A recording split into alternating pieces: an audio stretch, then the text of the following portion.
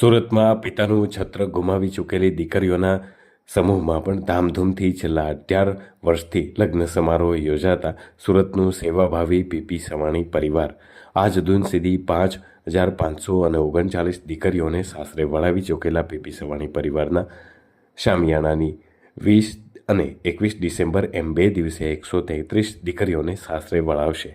રાજ્યના મુખ્યમંત્રી ભૂપેન્દ્રભાઈ પટેલ, નાયબ મુખ્યમંત્રી હર્ષભાઈ સંઘવી, ઉદ્યોગ જગતના મહાનુભાવો હાજર રહી અને પિતાની છત્રછાયા ગુમાવી ચૂકેલી આ દીકરીઓનું કન્યાદાન કરશે।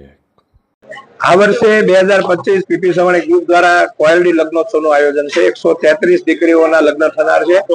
133 દીકરીઓ પૈકી 23 દીકરીઓના લગ્ન ગારિયાધાર તાલુકાના મેકડા ગામે સંપૂર્ણ થયેલા છે।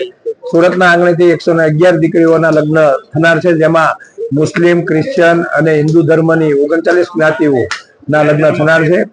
આ લગ્નોત્સવમાં ફક્ત ગુજરાતના જ નહીં પણ રાજસ્થાનની 2 દીકરીઓ, મહારાષ્ટ્રની દીકરીઓ, 2 યુપીની દીકરીઓ અને બિહારની દીકરીઓનો પણ સમાવેશ છે।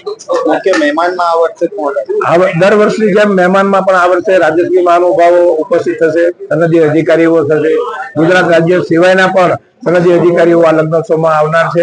આ લગ્નોત્સવની અંદર લગ્નની સાથે સાથે 3 બુકનું વિમોચન, બાપુજીની બુક ઉપર બનેલી, બાપુજીની જીવન ઉપર બનેલી બુક આરોહણ, મારી લાઈફ ઉપર લખેલી બુક પ્રેરણામૂર્તિ અને દીકરીઓએ મને લખેલા પત્ર કોયલડીનું વિમોચન, ગુજરાત રાજ્યમાં પદ્મશ્રી એવોર્ડ લઈ ચૂકેલા 16 જેટલા પદ્મશ્રીઓ પણ આ લગ્નોત્સવની અંદર હાજરી આપવાના છે। આ લગ્નોત્સવની અંદર દીપ પ્રાગટ્ય તરીકે એવા બહેનો કે જે માં કરતા વિશેષ હોય એવી સાસુમાં અને જેમણે પોતાના પતિનું અથવા પોતાના પિતાનું ઓર્ગન ડોનેશન માટે સંમતિ આપી છે તેવી બહેનોના પણ દીપ પ્રાગટ્ય કરીને તેમનું પણ સન્માન કરવામાં આવશે।